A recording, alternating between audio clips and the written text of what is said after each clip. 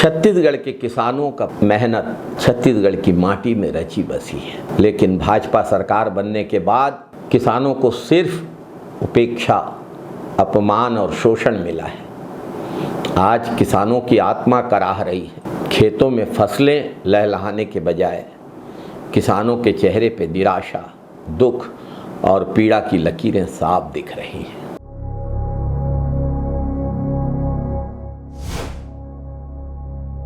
नमस्कार साथियों, फिर से खाद की कमी का दौर शुरू हो गया है। अब यूरिया की कमी, खाद की कमी ने छत्तीसगढ़ के किसानों को सड़कों पर उतरने को मजबूर कर दिया है। पुसौर ब्लॉक के दर्जनों गांवों के किसान दिन रात मेहनत करके अपने घर का, अपने परिवार का और देश का पेट भरने वाले किसान तहसील कार्यालय के सामने सड़क जाम करने को विवश हो गए।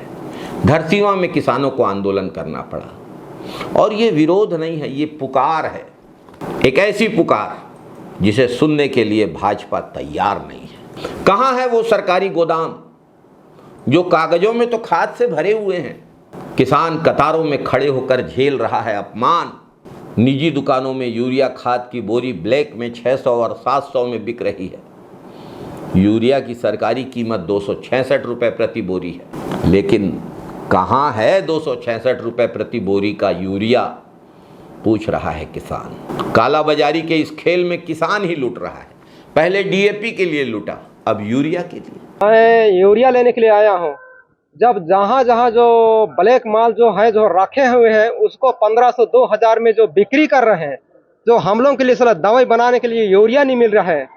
भाई धान तो जा ही रहा है, लेकिन साला लोगों तल जा रहे हैं, पूरा परेशान हो रहे हैं। पता नहीं शासन का क्या है। यूरिया नहीं मिलेगा क्या करेंगे भाई, जाएगा क्या करेंगे। हम यूरिया लेने के लिए आए थे, तो यहाँ तो यूरिया नहीं है बोल रहे हैं।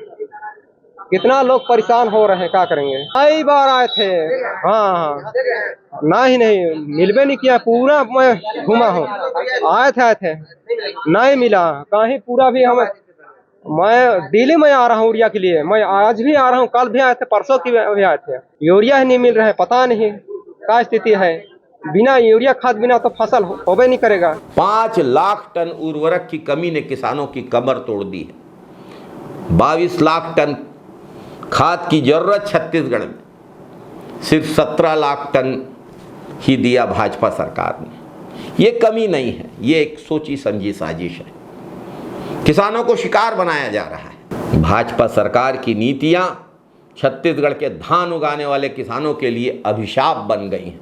एक तरफ खाद की किल्लत, पहले डीएपी की किल्लत, अब यूरिया की किल्लत।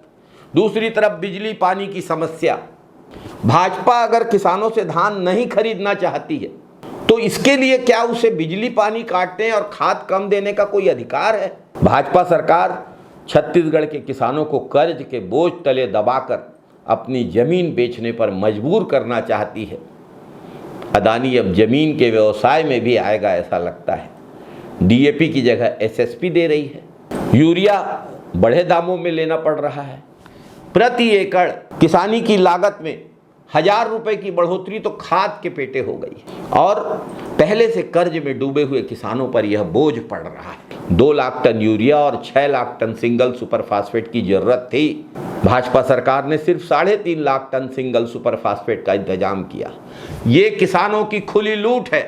किसानों की मेहनत, किसानों के पसीने और किसानों के आंसुओं को भाजपा सरकार द्वारा नज़रअंदाज किया जा रहा है, कुचला जा रहा है।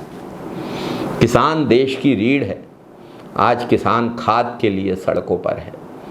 किसानों की उम्मीदें टूट रही हैं, लेकिन भाजपा सरकार को इससे क्या लेना देना।